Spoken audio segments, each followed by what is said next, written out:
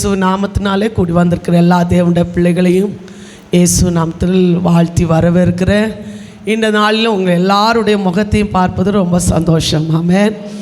ஆங்காங்கே இருந்த நம்மை கர்த்தர் ஒன்று சேர்த்து எல்லா சோதனைகளையும் தாண்டி வர கர்த்தர் நமக்கு உதவி செய்தார். அந்த தேவனை நன்றியோடு கர்த்தரை துதிக்கிறேன். ஹல்லேலூயா. உங்கள் பக்கத்தில் இருக்கவங்கள பார்த்து சொல்லுங்கள், கர்த்தர் உங்களை நேசிக்கிறான்னு சொல்லுங்கள். ஆமென். ஹல்லேலூயா. கர்த்தர் உங்களை நேசிக்கிறார். ஹல்லேலூயா. அவர் நம்ம மேல் அன்பு கூர்ந்திருக்கிறபடினால் கர்த்தரை ஆராதிப்பதற்கு ஒரு பாக்கியத்தை கர்த்தர் நமக்கு தந்திருக்கிறார். ஆமென். எத்தனையோ பேருக்கு இந்த மாதத்தை ஆரம்பித்தவர்களுக்கு இந்த நாளை காண முடியாமல் இருக்கும்போது கர்த்தர் கிருபையாய் இந்த நாளை கர்த்தர் நமக்கு ஏற்படுத்தி கொடுத்திருக்கிறார். அந்த தேவனை நன்றியோடு ஸ்தோத்திரம் செலுத்துங்க. எத்தனை பேர் சந்தோஷமாக இருக்கீங்க? தேவ சமூகத்தில் நான் சந்தோஷமாக இருக்கிறேன்னு சொல்லுவேன். ஆமேன்னு சொல்லுங்கள் பார்க்கலாம். ஏன் சந்தோஷமாக இருக்கிறோம் தெரியுமா? கர்த்தர் நமக்காக யாவையும் இதுவரையும் செய்து முடித்திருக்கிறார். சுகம் தந்திருக்கிறான்னு சொல்கிறவங்க 2 கை வைத்து ஆமேன்னு சொல்லுங்கள் பார்க்கலாம். ஆமேன். கர்த்தர் நமக்கு சுகம் தந்திருக்கிறார், பலன் தந்திருக்கிறார். ஆமேன். அவருக்கு நன்றி சொல்லாமல் இருக்கவே முடியாது. ஆமேன். அவ்வளோ மேன்மைகளை கர்த்தர் நமக்காக செய்திருக்கிறார். அந்த தேவனை நன்றியோடு ஸ்தோத்திரம் செலுத்துகிறேன். தொடர்ந்து கர்த்தர் நம்மை பலப்படுத்துவாராக. ஆமேன். இந்த நாட்களில் ஆவியானுடைய கிரியைகளை குறித்து நாம் தியானித்து கொண்டு வருகிறோம். ஆமென். கடந்த 2-3 வாரத்துக்கு முன்பாக ஆவியானவர் வனாந்திரத்துக்கு கொண்டு போகப்பட்டார். ஆமென். இயேசுவை வனாந்திரத்துக்கு கொண்டு போனார் என்பதை குறித்து தியானிக்க கர்த்தர் நமக்கு கிருபை தந்தார். 2வது பகுதியாக நம்ம படித்தோம். ஆவியானவர் நம்ம சகல சத்தியத்துக்குள்ளும் கர்த்தர் நம்ம என்ன செய்கிறார்? வழி நடத்துவார். ஆமென். கடைசியாக நம்ம தியானித்தோம், ஆவியானவர் பலஹீனங்களில் நமக்கு என்ன செய்கிறார்? உதவி செய்கிறார் என்பதை குறித்து தியானித்தோம். இன்றைக்கும் ஆவியானவர் ஆத்துமாக்களை ஆமென் ரட்சிப்புக்குள்ளால் வழி நடத்த அவர் உதவி செய்கிறார். ஆமென். வழி நடத்துகிறார் என்பதை குறித்து 2 சம்பவங்களை முன்னிறுத்தி நாம் இன்றைக்கு தியானிக்க கர்த்தர் நமக்கு கிருபை தருவாராக. ஆமென். ஆவியானவர் ஆத்துமாக்கள் மேல் எவ்வளோ கரிசனை உள்ளவராக இருக்கிறார். வாஞ்சி உள்ள ஆத்துமாக்கள் மேலே தேவன் எவ்வளோ கரிசனையாய் செயல்படுகிறார் என்பதை குறித்து வேதம் நமக்கு தெளிவாக சொல்லுகிறது. அதில் முக்கியமாக நம்ம பார்க்கும்போது அப்போஸ்தலர் நடபடிகள் புஸ்தகம் 8வது அதிகாரம் அதனுடைய 29வது வசனத்தை வாசிங்க பார்க்கலாம்.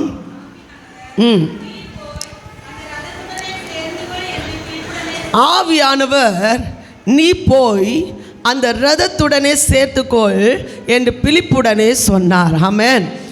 பிலிப்புவை ஆவியானவர் வழி நடத்தின விதத்தை குறித்து இந்த வேத பகுதியை நம்ம தியானிக்க கர்த்தர் நமக்கு கிருபை தருவாராக. ஆமென். ஆமென். பிலிப்பு தேவனால் அபிஷேகம் பண்ணப்பட்டவன். பிலிப்பு தேவனுடைய சீஷர்களில் ஒருவன். ஆமென். பிலிப்பு தேவன் அவனை அபிஷேகித்து கர்த்தருடைய ஊழியத்தை நிறைவேற்றுவதற்கு கர்த்தர் அவனை வழி அனுப்பி அவனை விட்ட ஒரு மனுஷன்தான் பிலிப்பை குறித்து சொல்லப்பட்டிருக்கிறது.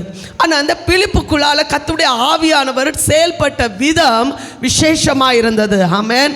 ஒருவருக்குள்ளால் ஒரு ஆவியானுடைய செயல்பாடுகள் இருக்குமானால் அந்த ஆவியானவர் அவங்களை சும்மா இருக்க விடவே மாட்டார். அவர் செயல்படுத்த ஆமென் கர்த்தர் கிருபை கொடுப்பார் என்பதை நாம் அறிந்து கொள்ள முடியும். வேதத்தில் நம்ம வாசிக்கிறோம், அநேக அப்போஸ்தலர்கள் இருந்தார்கள். அப்போஸ்தலர்கள் எல்லாம் கர்த்தர் ஆச்சரியமாக கர்த்தர் என்ன செய்தார்? வழி நடத்தி இயற்கைக்கு அப்பாற்பட்ட முறையில் கர்த்தர் அவர்களை கொண்டு அதிசயங்களை அற்புதங்களை கர்த்தர் நடப்பித்தார் என்பதை குறித்து வேதம் நமக்கு தெளிவாக சொல்லுகிறது. ஆமென்.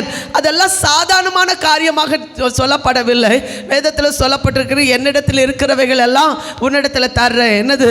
வெள்ளியும் பொண்ணும் என்னிடத்தில் இல்லை, என்னிடத்தில் இருக்கிறதை உனக்கு நசரேயனாகிய இயேசுவின் நாமத்தினால் நீ எழுந்து. ஆவியானுடைய பலத்தினால் அவர்கள் என்ன செய்தாங்க? அற்புதங்களையும் அடையாளங்களையும் என்ன செய்தார்கள். ஒரு மனிதனுடைய வாழ்க்கையில் ஒரு மாற்றம் உண்டாவது சாதாரணமான காரியம் அல்ல என்பதை நாம் அறிந்து கொள்ள வேண்டும். ஆமென்.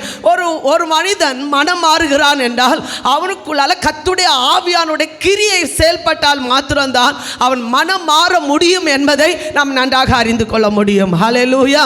வேதத்தின் அடிப்படையில் நம்ம பார்க்கும்போது பார்க்கும்போது ஒருவர் மனம் மாறுவதற்காக தேவன் எப்படி தேவனுடைய பிள்ளைகளை கர்த்தர் வழி நடத்தி இருக்கிறார் என்பதை நம்ம வேதத்தின் அடிப்படையில் நம்ம பார்க்கும்போது பல கோணங்களில் கர்த்தர் என்ன செய்திருக்கிறார், வழி நடத்தி இருக்கிறார். பிலிப்பை குறித்து நம்ம பார்க்கும்போது பிலிப்புவை ஒரு மனுஷனுக்கு நேராக கர்த்தர் என்ன செய்தார், வழி நடத்தி இருக்கிறார். ஆமென். இப்போ சில நேரங்களில் நம்ம வாஞ்சிக்கிறோம், ஆண்டவரே யாராவது ஒரு வார்த்தை நம்மோடு கூட பேச மாட்டாங்களா, கர்த்தருடைய வார்த்தையை நம்மிடத்தில் தெளிவுபடுத்த மாட்டாங்களா என்று நம்ம கேட்கும்போது கர்த்தருடைய ஆவியானவர் அவன் யாரை கொண்டு கர்த்தர் பேசணும்னு கர்த்தர் சித்த வைத்திருக்கிறாரோ அவர்களை கொண்டு கர்த்தர் பேசுவதற்கு கர்த்தர் அவர்களை வழி நடத்துவார். ஆமென். ஹல்லேலூயா. ஆமென். இந்த இடத்துல நம்ம கொஞ்சம் கவனமாக கவனித்துக் கொள்ளுங்க. இந்த பிலிப்பு கர்த்தருடைய தூதன் பிலிப்பு பார்த்து சொன்ன ஒரு வார்த்தை, நீ எழுந்து தெற்கு முகமாய் எருசலேமிலிருந்து காசா பட்டணத்துக்கு போகிற வனாந்தர மார்க்கமாய் போ. ஆமென். சிலர் நடந்து போகிறது அவங்களுக்கு தெரியாமலே என்ன செய்வாங்க, நடந்து போவாங்க. நான் ஏன் இப்படி வந்தேன், எதுக்கு இந்த இடத்துக்கு வந்தேன், ஏன் இப்படி வந்தேன் அப்படின்னு சொல்கிற ஒரு பாதை வழியாக நம்ம கடந்து செல்கிறது போல தேவன் பிலிப்பிடத்தில் சொன்னால், நீ எழுது, எங்கே போ, தெற்கு முகமாய் வனாந்தர மார்க்கமாய் நீ என்ன செய், எழுந்து போ. ஏன்னா கர்த்தர் ஒருவர் மேல் கர்த்தர் முன்குறித்து வச்சிருக்கிறாருன்னா முன்குறிக்கப்பட்டவர்களை கொண்டு கர்த்தர் தெரிந்து கொள்ளப்பட்டவர்களை என்ன செய்கிறார்னா தன்னுடைய சமூகத்தில் என்ன செய்கிறார், இழுக்கிறார். ஆமென். ஹல்லேலூயா. வேதத்தில் சொல்லப்பட அவருடைய அன்பின் கயிற்றினால் கர்த்தர் நம்ம என்ன செய்கிறார், இழுக்கிறார். இன்னும் சொல்லப்போனா அப்போஸ்தலனாகிய பவுல் இப்படி ஒரு வார்த்தை சொல்கிறார், கர்த்தருடைய அன்பு என்னை நெருக்கி ஏவுகிறது. எல்லாருக்கும் கர்த்தர் நெருக்கி ஏவுவாரா? இல்லை. வேதத்தில் சொல்லப்பட்டிருக்கிறது, ஆமென், பிதா ஒருவரை இழுக்காவிட்டால், ஆமென், பிதா ஒருவரை குமாரனிடத்தில் கொண்டு வராவிட்டால் ஒரு மனுஷனால என்ன செய்ய முடியாது, குமாரனிடத்தில் என்ன செய்ய முடியாது, வர முடியாது. அது கர்த்தர் அவங்க மேல் வைத்த ஒரு கிருபை என்பதை நாம் அறிந்து கொள்ள வேண்டும். ஆமென். அப்போ எருசலேமுக்கு தொழுது கொள்ள வந்த ஒரு மனுஷனுக்கு நேராக பிலிப்புவை கர்த்தர் என்ன செய்கிறார், வழி நடத்துகிறார். யார் இந்த மனுஷன்? இந்த மனுஷன் எதற்காக வந்தான், ஏன் வந்தான், அந்த வந்த வழியிலிருந்து அவன் திரும்பி போகும்போது நடந்த சம்பவம் என்ன என்பதை குறித்து இங்கே தெளிவாக சொல்லப்பட்டிருக்கிறது நம்ம அறிய முடியும். யாருக்கு நேராக பிலிப்பு கர்த்தர் வழி நடத்தினார் என்று பார்க்கும்போது 27வது வசனத்தை வாசிங்க பார்க்கலாம். அவன் எழுந்து போனான். அந்தபடி ஆமென். கர்த்தர் ஒரு ஆவியானவர் நம்ம இடத்துல ஒரு வார்த்தை சொல்லும்போது, எழும்பு போ, நான் உன்னை நடத்துவேன் அப்படின்னு சொன்னால் நம்ம உடனே எழுந்து போகிறவர்களா இருந்தால் நம்மை கொண்டு கர்த்தர் பலத்த காரியங்களை நிறைவேற்ற என் தேவன் போதுமானவர். ஹல்லேலூயா. அவன் அந்தபடியே கர்த்தர் சொன்ன ஆவியானவர் சொன்ன வார்த்தையின்படி அவன் என்ன செய்தான், எழுந்து போனான். யாரிடத்தில் எழுந்து போனான்? வசனம் தெளிவாக சொல்லப்பட்டிருக்கு, வாசிங்க பார்க்கலாம். எத்தியோப்பியனான ராஜஸ்திரீ ஆகிய கந்தாகி என்பவளுக்கு மந்திரியும் அவருடைய பொக்கிஷம் எல்லாவற்றுக்கும் தலைவனுமாய் இருந்த எத்தியோப்பியன் ஆகிய ஒருவன். ஆமென். எத்தியோப்பியன்னா யாரு? எத்தியோப்பியன்னா யாரு? கருப்பர்கள். ஆமென். நான் அடிக்கடி என்னுடைய சாட்சியை பல இடங்களில் போய் சொல்லும்போது இப்படி கேட்பேன், எத்தியோப்பியர்களை பார்த்துருக்கீங்களா? ஆமென். கற்பர்களை பார்த்துருக்கீங்களா அப்படின்னு கேட்பேன். அதே போல் என் வாழ்க்கையும் கற்பு நிலைமையில் இருந்துச்சுன்னு சொல்லுவேன். ஆமென். ஹல்லேலூயா. இப்போ இல்லை, ஆரம்பத்தில். ஆமென். கற்பர்களையும் கர்த்தர் நேசிக்கிறார், சிவப்புள்ளவர்களையும் நேசிக்கிறார், மண்ணு கலர்களையும் கர்த்தர் நேசிக்கிறார். ஒரு அல்லேலூயா வரட்டுப்பா. ஆமென். நம்மையும் கர்த்தர் நேசிக்கிறாரா? ஆமென். அவர் கருப்பாக இருக்கிறான்னு சொல்லிட்டு கர்த்தர் வனாந்திர மார்க்கமாக போகிற அந்த மனுஷனை தள்ளி விடலை. ஆமென். அவன் நல்ல ஒரு பொக்கிஷத்தாரர். வேதத்தில் சொல்லப்பட்டு அவன் ட்ரெஷரார், ஒரு நல்ல ஒரு ராஜஸ்திரீக்கு ட்ரெஷரராக இருந்தார் அப்படின்னு சொல்லப்பட்டிருக்கு. ஆமென். ஆனாலும் அவருக்குள்ளால ஒரு தேவ பக்தி இருந்துச்சு. ஆமென். வேதத்தில் வாசிக்கிறோம், தேவ பக்தி உள்ளவனை கர்த்தர் தமக்காக. ஆமென். தேவ பக்தி இன்னைக்கு மறைந்திருக்கிற தேவ பக்தியை கர்த்தர் ஒருவரை அறிந்திருக்கிறார். அவர்களை கர்த்தர் தெரிந்தெடுப்பது மிகவும் மிகவும் ஆமென் மேன்மை உள்ளது. ஆமென். அப்போ தேவ பக்தி இருந்ததுனால தான் இந்த ராஜஸ்திரியாக இந்த ஸ்திரீக்கு அவன் பொக்கிஷதராக இருந்த அந்த மனுஷன் எங்கே வந்தான் தெரியுமா? எருசலேமுக்கு கர்த்தரை தொழுது கொள்ளும்படியாக வந்தான். ஆமென். கர்த்தரை தொழுது கொள்ள கர்த்தர் சமூகத்தில் ஓடி வந்த ஒரு மனுஷனை குறித்து வேதம் சொல்லுகிறது. அதில் சொல்லப்பட்டிருக்கு பாருங்க, வாசிங்க. ஒருவன் பணிந்து கொள்ளும்படி எங்கே வந்தான்? எருசலேமுக்கு வந்தான். எருசலேமின்னு சொல்லும்போது கர்த்தருடைய வாசஸ்தலத்துக்கு, கர்த்தரை ஆராதிப்பதற்கு, கர்த்தரை தொழுது கொள்வதற்காக அவன் வந்தான். ஆமென். வேதத்தில் தெளிவாக சொல்லப்பட்டு கர்த்தரை தொழுது கொள்கிற யாவரும் ரட்சிக்கப்படுவார்கள். ஆமென். அப்போ தொழுது கொள்ள அவன் எத்தனை தூரம், கிலோமீட்டர் தூரம், இன்றைக்கி நம்ம எத்தனை கிலோமீட்டர் தூரம் நடந்தோம், எத்தனை கிலோமீட்டர் தூரத்திலிருந்து கர்த்தரை தொழுது கொள்ள வந்தோம் என்பதையும் கர்த்தர் அறிந்திருக்கிறார். ஆமென். அநேக கிலோமீட்டர் தூரத்திலிருந்து வந்தவர்களும் இந்த இடத்துல இருக்கலாம். ஆனால் வேதம் தெளிவாக சொல்கிறது, ஆமென், எத்தனையோ கிலோமீட்டர் தூரத்தில் அவன் ரதத்தில் என்ன செய்தான்னா எருசலேமை தேடி ஓடி வந்தான். ஆமென். வரும்போது ஒரு சாதாரணமான மனுஷனாக தான் வந்தான். ஆனால் போகும்போது கர்த்தர் அவனை அசாதாரணமான மனுஷனை கர்த்தர் அனுப்புகிறார். ஆமென். ஹல்லேலூயா. அவனுக்குள்ளால இருந்த வாஞ்சை, அவனுக்குள்ளால இருந்த தாகம், அவனுக்குள்ளால இருந்த ஏக்கத்தை கர்த்தர் அறிந்து கர்த்தர் என்ன செய்கிறார்? செயல்படுகிறத நம்ம பார்க்க முடியும். ஆமென். வேதத்தில் வாசிக்கிறோம், அவன் தொழுது கொள்ளும்படியாக கர்த்தர் சமூகத்தில் அவன் எருசலேமுக்கு வந்தான் என்று சொல்லப்பட்டிருக்கிறது. அவன் எருசலேமுக்கு வந்தது ஒரு காரணம் என்ன? 3 விஷயங்கள் அதுக்குள்ளால் அடங்கி இருக்குது. ஆமென். தேவ சமூகத்தில் வருகிற தேவனுடைய பிள்ளைகளோடு கூட கர்த்தர் இன்றைக்கு கர்த்தர் சொல்லுகிற ஒரு வார்த்தை, தொழுது கொள்கிற பிள்ளைகளுக்குள்ளால 3 காரியங்கள் செயல்படுகிறதை இந்த வேதத்தின் அடிப்படையில் நம்ம தியானிக்க முடியும். ஆமென். அவன் முதலாவது கர்த்தரை தொழுது கொள்ள வந்த அவனுடைய வாழ்க்கையில் அவன் வேண்டுதல் செய்கிறவனாக இருந்தான். வாசிங்க பார்க்கலாம்.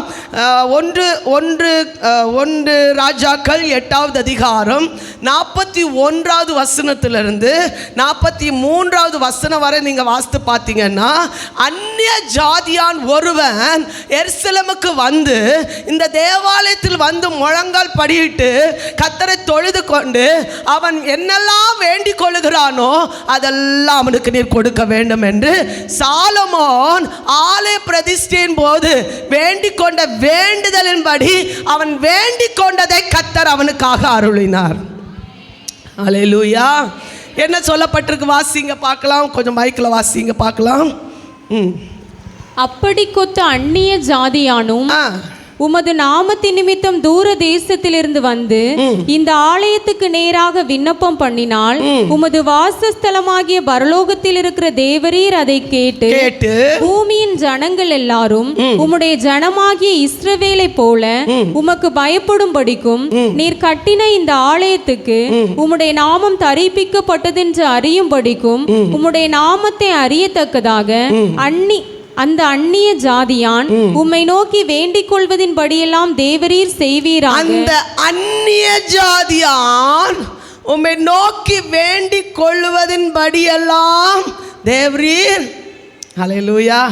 இந்த தேவ சமூகத்தில் வந்து நீங்கள் என்ன வேண்டிக் கொண்டாலும் கைகளை உயர்த்தி, ஆண்டவரே எனக்கு இந்த தேவைகள் சந்திக்கப்படட்டும் ஆண்டவரே என்று வேண்டிக் கொண்டாலும் கர்த்தர் அந்த வேண்டுதல்களுக்கெல்லாம் கர்த்தர் பதில் கொடுக்க அவர் போதுமானவர். எத்தனை பேர் ஆமேன்னு சொல்கிறீங்க?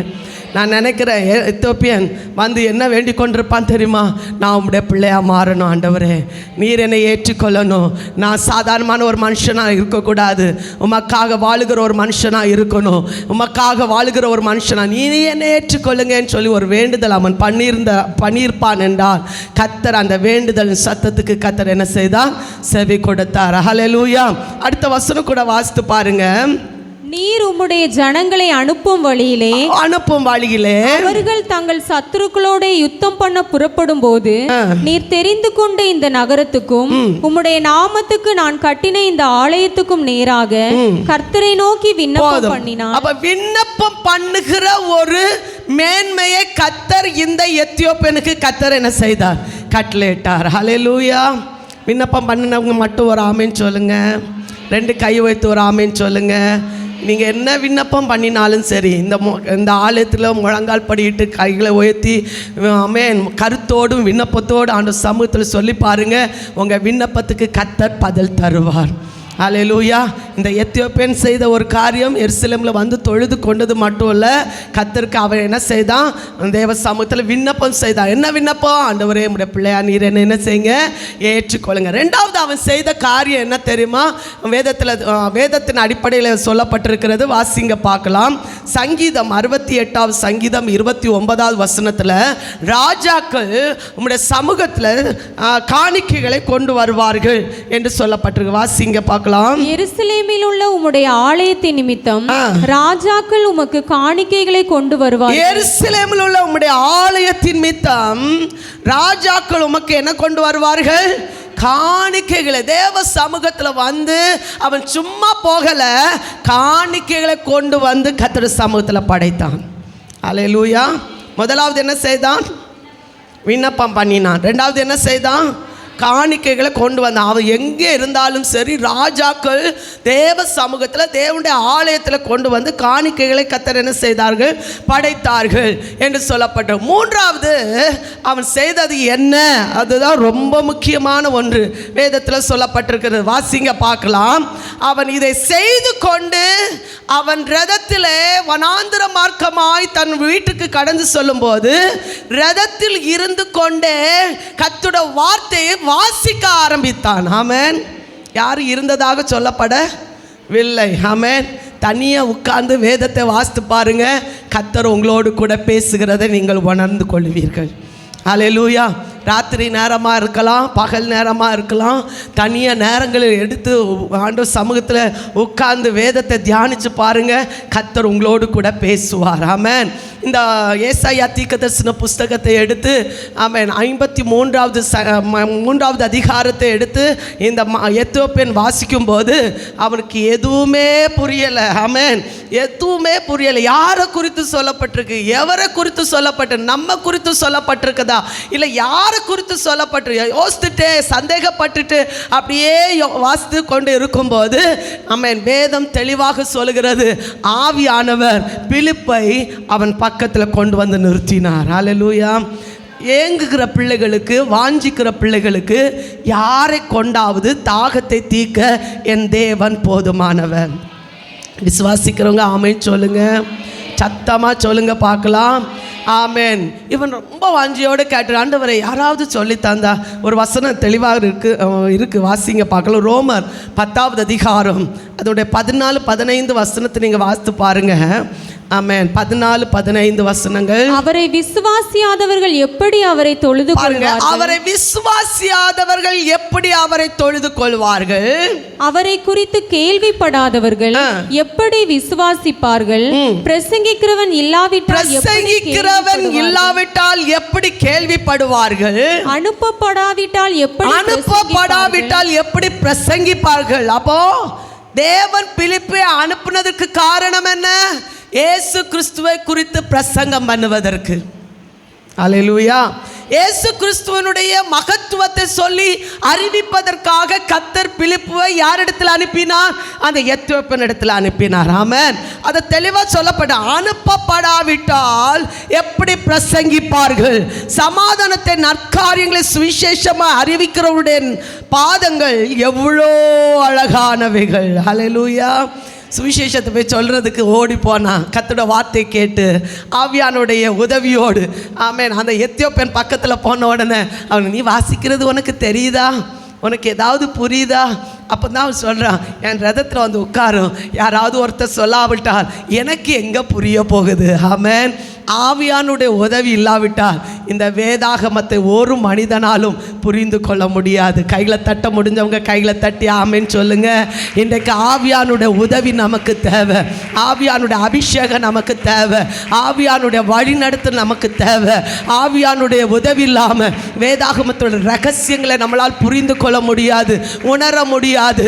அதை உணரதான் நம் கர்த்தர் மேல் ஒரு அன்பை நம்ம செலுத்த முடியும். நல்ல கையை தட்ட முடிஞ்சவங்க கையை தட்டி சொல்லுங்க, அவன் வாஞ்சை கர்த்தர் அறிந்தார். அதற்காகவே ஒரு மனுஷனை, அபிஷேகம் பண்ணப்பட்ட மனுஷனை, ஆவியானவரால் வழிநடத்தப்பட்ட ஒரு மனுஷனை அந்த எத்தியோப்பியன் கையில் கர்த்தர் அனுப்பி விட்டதன் மித்தம் கர்த்தர் அவனுடைய சந்தேகத்தை போக்குவதற்கு, அவனுக்கு இயேசு கிறிஸ்துவனுடைய காரியங்களை குறித்து சுவிசேஷமாய் அறிவிப்பதற்கு, இயேசு எதற்காக வந்தார் என்பதை ஆமென் அவருக்கு சொல்லி சொல்லி இயேசு நமக்காக பாடுபட்டார், இயேசு நமக்காக இரத்தம் சிந்தினார், இயேசு நம்முடைய பாவங்களுக்காக ஆமென் எல்லாவற்றையும் சிலுவை சுமந்தார் என்று சொல்லுகிற சுவிசேஷத்தை அவனுக்கு சொல்லும்படியாக பிலிப்பை கர்த்தர் ஆவியானவர் அவனிடத்தில் அனுப்பினார். ஹல்லேலூயா. அவன் அனுப்புனது மட்டும் அல்ல, போய் உட்கார்ந்து இயேசு கிறிஸ்துவை குறித்து அவன் பிரசங்கம் பண்ணினான். ஹல்லேலூயா. அவன் சத்தமிடாதிருக்கிற ஒரு ஆட்டை போல அவர் தன்னுடைய வாயை திறவாதிருந்தார். இதே பகுதியை தான் எங்கே சொல்லப்பட்டிருக்கு? ஏசாயா 53வது அதிகாரத்தில் தெளிவாக சொல்லப்பட்டிருக்கு, நமக்காக அவர் பாடுகளை ஏற்றுக்கொண்டார். ஆமென். இதை சொன்ன போது எல்லாருக்கும் புரியுதா? இல்லை. எல்லாராலும் புரிந்து கொள்ள முடியுதா? இல்லை. ஆனால் அந்த மனுஷனுக்கு அவனுடைய வேண்டுதலுக்கு ஏற்றபடி புரிந்து கொள்ளக்கூடிய கிருபையை கர்த்தர் அந்த நாளில் கர்த்தர் கட்டளையிட்டார். எத்தனை பேர் ஆமென் சொல்கிறீங்க? ஹல்லேலூயா. இதில் ஒரு விசேஷமான ஒரு காரியத்தை சொல்ல விரும்புகிறேன். வேதத்தில் தெளிவாக சொல்லப்பட்டிருக்கிறது. 3வது அவன் என்ன செய்தான் தெரியுமா? விசுவாசித்தான். ஆமென். 3வது அவன் என்ன செய்தான்? விசுவாசித்தான். என்ன விசுவாசித்தான்? வேதம் தெளிவாக நமக்கு சொல்லப்பட்டிருக்கு. வாசிங்க பார்க்கலாம். ஆமென். 36வது வசனத்தை வாசிங்க பார்க்கலாம். இவ்விதமாய் அவர்கள் வழி நடந்து போகையில், கர்த்தரை குறித்து பேசிக்கொண்டு அவர் வழி நடந்து போய் கொண்டிருக்கும் போது தண்ணீர் உள்ள ஓரிடத்திற்கு வந்தார்கள். அப்பொழுது மந்திரி, இதோ தண்ணீர் இருக்கிறதே, நான் ஞானஸ்நானம் பெறுகிறதற்கு இதுல ஒரு கேள்வி நான் கேட்க விரும்புறேன். பிலிப்பு மந்திரியை கட்டாயப்படுத்தினாரா? மந்திரி ஞானஸ்தானம் எடுப்பதற்காக தானே முன் வந்தாரா? ஆமென். அந்த வசனத்தை தெளிவாக வாசித்தீங்களா? யார் கேட்டா? ஞானஸ்தானம் எடுக்கணும்னு யாருக்கு தெரியும்? அவருக்கு தெரியுமா? மந்திரிக்கு தெரியுமா? தெரிஞ்சிருக்கு. ஆமென். யோவான் ஸ்நானன் ஞானஸ்தானம் கொடுத்ததையும் இயேசு கிறிஸ்து ஞானஸ்தானம் கொடுத்ததையும் அறிந்த ஒரு மனுஷனாக எத்தியோப்பியன் இருந்திருக்கிறான். ஹல்லேலூயா. அதான் தண்ணீர் உள்ள ஒரு இடத்துல வந்த உடனே மந்திரி ஒரு வார்த்தை கேட்குறா, ஆமாம் இவ்வளோ தண்ணீர் இருக்கிறதே, நான் ஞானஸ்தானம் எடுக்கிறதுக்கு என்ன தடை? என்ன தடை? ஞானஸ்தானம் எடுக்கிறதுக்கு ஒரு தடை இல்லை. ஆனால் ஒரே ஒரு காரியம் என்ன செய்யணும் தெரியுமா? இயேசு கிறிஸ்துவை முழு மனதாய் விசுவாசித்தால் அதுக்கு தடையே இல்லை. ஆமென். வாயினாலே அறிக்கையிட்டான் என்று வேதம் சொல்லுகிறது. நல்லா கவனமாக கவனிக்கணும். ஞானஸ்தானம் கொடுக்கறதுக்கு முன்னால முதல்ல இருதயத்தில் விசுவாசிக்கப்படும், நாவினால என்ன செய்யப்படும்? அறிக்கை பண்ணப்படும். இதை ரெண்டையும் அந்த எத்தியோப்பியன் செய்தது நிமித்தம் கர்த்தர் அந்த இடத்துல ஒரு அற்புதத்தை கர்த்தர் செய்தார். ஹல்லேலூயா. வாசிங்க பார்க்கலாம். ரோமர் 10வது அதிகாரம் அதனுடைய 9வது வசனம், 10வது வசனம், 11வது வசனத்தை வாசித்து பாருங்க. ஆமென். என்னவென்றால், கர்த்தராகிய இயேசுவை நீ உன் வாயினால் அறிக்கையிட்டு தேவன் அவரை மரித்தோரிலிருந்து எழுப்பினார் என்று உன் இருதயத்திலே விசுவாசித்தால் ரட்சிக்கப்படுவாய். ஹல்லேலூயா. வாயினால் அறிக்கையிடணும். எப்படி அறிக்கையிடணும்? இயேசு கிறிஸ்து தான் உண்மையான ரட்சகர், இயேசு தான் உண்மையான தேவன், இயேசு தான் எனக்கு எல்லாவற்றுக்கும் எல்லாமானவர். வாயினால் என்ன செய்யணுமா? ஆமென். இருதயத்தில் என்ன செய்யப்படும்? விசுவாசிக்கப்படும். அதான் சொல்லப்பட்டது. நீதி உண்டாக இருதயத்தில் விசுவாசிக்கப்படும், ரட்சிப்பு உண்டாக வாயினால் அறிக்கை பண்ணப்படும். அதான் வாயை திறந்து கர்த்தரை துதிக்கணும்னு சொல்றது. ஆமென். வாயை திறக்க முடியாமல் நிறைய பேர் இங்கே இருக்காங்க. ஆமென். வாயை திறந்து கர்த்தரை என்ன செய்யணும்? அறிக்கையிடும். இயேசு நாமமே. இன்னைக்கு பாட்டு பாடினாங்க, உண்மையாக சந்தோஷமா. இயேசு நாமத்தை சொல்ல சொல்ல சொல்ல விடுதலைகள் உண்டாகும். இயேசு நாமத்தை சொல்ல சொல்ல சத்துரு கோட்டைகள் என்ன செய்யும்? தகர்ந்து போகும். வாயை திறந்து சொல்லு, இயேசுவின் நாமம் உண்மையான நாமம், இயேசு தான் உண்மையான தெய்வம் என்று வாயினால அறிக்கையிடும் போது, இருதயத்தில் விசுவாசித்து நாவினால அறிக்கையிடும் போது கர்த்தர் நமக்குள்ளால ஒரு ரட்சிப்பை கர்த்தர் கட்டளையிடுகிறார். ஹல்லேலூயா. அந்த ரட்சிப்பு தான் ஞானஸ்தானத்துக்கு நேராக வழி நடத்துகிறது. ஆமென். அது அந்த பிலிப்பு அழகாக செய்திருக்கிறார் பாருங்க. இதுக்கு என்ன தடை அப்படின்னு கேட்கும்போது அவர் சொன்ன ஒரு வார்த்தை 37வது வசனத்தில் சொல்லப்பட்டிருக்கு. அதற்கு பிலிப்பு, நீ முழு இருதயத்தோடும் விசுவாசித்தால் தடை இல்லை என்றான். அப்பொழுது அவன், இயேசு கிறிஸ்துவை தேவனுடைய குமாரன் என்று விசுவாசிக்கிறேன். வாயை திறந்து சொல்லுங்க பார்க்கலாம். இந்த அறிக்கையை எத்தனை பேர் சொல்ல போறீங்க? இயேசு கிறிஸ்து தேவனுடைய குமாரன் என்று நிறைய பேர் வாயை திறக்கவே இல்லை. ஆமென். இயேசு கிறிஸ்து தேவனுடைய குமாரன் என்று விசுவாசிக்கிறேன். சத்தமாக சொல்லுங்க பார்க்கலாம். இயேசு கிறிஸ்து தேவனுடைய குமாரன் என்று கடமைக்காக சொல்கிறதையும் கர்த்தருக்கு தெரியும், உண்மையாக சொல்கிறதையும் யாருக்கு தெரியும்? கர்த்தருக்கு தெரியும். ஆமென். உண்மையாக சொன்னால் யார்? எத்தியோப்பியன். ஆமென். கர்த்தருடைய சமூகத்தில் உண்மையாக இருதயத்தின் ஆழத்திலிருந்து ஒரு மனுஷன் அறிக்கை இடுவான் என்றால் அவனுக்குள்ளால் ஒரு ரட்சிப்பு உண்டாகும். ஆமென். ஒரு முறை கூட அந்த வார்த்தையை சொல்லுங்க. தேவனுடைய இயேசு கிறிஸ்துவை தேவனுடைய குமாரன் என்று இந்த பக்கம் மட்டும் சொல்லுங்க பார்க்கலாம். இந்த பக்கம் மட்டும் சொல்லுங்க பார்க்கலாம். விசுவாசி எல்லாம் சேர்ந்து சொல்லுங்க. சாத்தான் பயந்து ஓடணும். இந்த வார்த்தையை நீங்கள் சொல்லும்போது நீங்கள் ரட்சிக்கப்படுறீங்க, நமக்குள்ள ஒரு ரட்சிப்பு உண்டாகுது. அப்போ இந்த ரட்சிப்பு உண்டாகிறதுக்கு சாத்தான் தடை பண்ணி வைத்திருக்கிற தடைகள் நம்ம விட்டு மாறப்படணும்னா ஜீவனோட அந்த வார்த்தையை நம்ம சொல்லணும். ஆமென். ஒரு முறை கூட சொல்லாமா? இயேசு கிறிஸ்துவே ஜீவனுள்ள தேவன் என்று. ஹல்லேலூயா. ஆமென். அநேக நேரங்களில் இயேசு கிறிஸ்து இப்படி ஒரு கேள்வி கேட்டார் சீஷர்களை பார்த்து, நீங்கள் என்னை யார் என்று, ஆமென், மனிதர்கள் நீங்கள் யார் என்று சொல்லுகிறாங்க அப்படின்னு கேட்கும்போது எல்லாரும் என்ன சொன்னாங்க தெரியுமா? சிலர் உம்மை எலியான்னு சொல்கிறாங்க, சிலர் உம்மை தீர்க்கதரிசி ஒருவன் சொல்கிறாங்க, சிலர் உம்மை யாருன்னு சொல்கிறாங்க. ஆமென். பல விதத்தில் சொன்னாங்க. ஆனால் நீங்கள் என்ன யாருன்னு சொல்கிறீங்க? அதுக்கு பேதுரு என்ன ஒரு வார்த்தை சொன்னா தெரியுமா? நீ ஜீவனுள்ள தேவனுடைய குமாரனாகிய கிறிஸ்து. இந்த வார்த்தை சொன்ன உடனே இயேசு அடுத்த ஒரு வார்த்தை சொல்கிறார், இது மாம்சம் ரத்தம் உனக்கு என்ன செய்யலை. ஆமென். இந்த வார்த்தையை சொல்லணும்னா சாதாரணமாக சொல்ல முடியாது. கர்த்தருடைய அன்பு இருந்தால் மட்டும்தான் சொல்ல முடியும். ஆமென். கர்த்தருடைய இரக்கம் இருந்தால் மட்டும்தான் சொல்ல முடியும். நிறைய பேருக்கு இதை சொல்லணுன்னாலே வெறுப்பு உண்டாகிற ஒரு நிலைமை காணலாம். ஆனால் விருப்பத்தோடு சொல்லி பாருங்க, கர்த்தர் ஜீவனுள்ள தேவனுடைய குமாரனாகிய கிறிஸ்து. ஹல்லேலூயா. சொல்ல சொல்ல நமக்குள்ளால் ஒரு ஜீவனை கர்த்தர் கட்டளை இடுகிறார். கர்த்தர் நம்மை அபிஷேகிக்கிறார், கர்த்தர் நம்மளை ரட்சிக்கிறார். இந்த அபிஷேகத்தின் வல்லமை அன்றைக்கு எத்தியோப்பியனுக்குள்ளால் இருந்ததுனால கர்த்தர் அந்த இடத்துல என்ன செய்தா தெரியுமா? பிலிப்புவும் இடம் கொடுத்து அந்த தண்ணீருக்குள்ளால இறங்கி, வேற யாரும் இருந்ததாக சொல்லப்படலை, 2 பேரும் சேர்ந்து கர்த்தருக்கும் அவர்களுக்கும் இடையில ஒரு உடன்படிக்கை பண்ணி ஞானஸ்தானம் கொடுத்த அந்த செகண்ட்ல ஆமென், பிலிப்பு ஆவியானவர் என்ன செய்தாரா? இன்னொரு இடத்துல கொண்டு போய் விட்டார். ஹல்லேலூயா. ஆமென். அவருடைய கடமை என்ன செய்ச்சு? அவன் வேதத்தில் தெளிவாக சொல்லுது, எத்தியோப்பியன் எப்படி போனானா? சந்தோஷத்தோட. ஆமென். அந்த வசனத்தை வாசிங்க பார்க்கலாம். 39வது வசனம் வாசிங்க.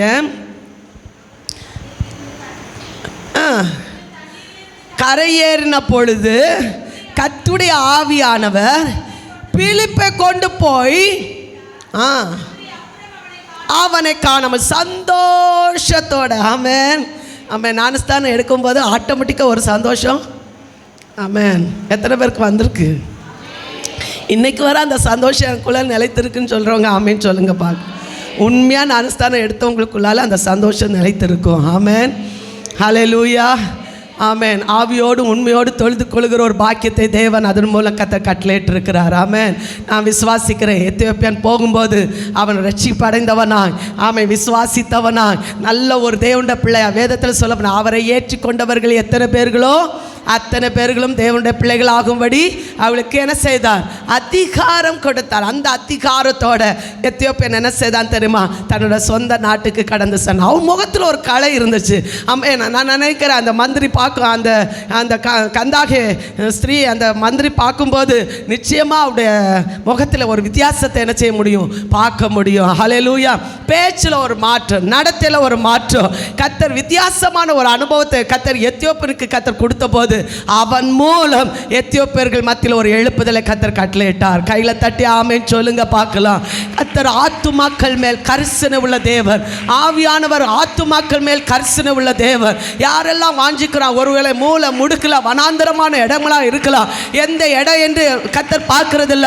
ஆவியானவர் எங்கும் நிறைந்திருக்கிற சர்வ வல்லமுள்ள தேவர் அவங்களோட வாஞ்சி அறிந்து தேவனுடைய பிள்ளைகளை அனுப்பி அவங்களோட வாஞ்சிக்கு ஏற்றபடி விடுதலை கொடுக்க என் தேவன் அவர் சர்வ வல்லமுள்ளவர். கைகளை நல்ல உற்சாகமாக மேலே கையை தட்டி அதே அனுபவங்கள் இந்த நாட்கள் இந்த சபைக்குள்ளாலையும் கர்த்தர் நம்மை கொண்டு ஆவியானவர் என்ன செய்ய சித்தமாக இருக்கிறாரோ அதை நிறைவேற்றி முடிக்க அவர் போதுமான தேவனாக இருக்கிறார். நல்ல உற்சாகமாக சொல்லுங்க. அவர் இன்றைக்கும் ஆமென் உண்மையுள்ள தேவன். வேதம் சொல்லுங்க, ஆவியானவர் எங்கே உண்டோ அங்கே விடுதலை உண்டு. ஹல்லேலூயா.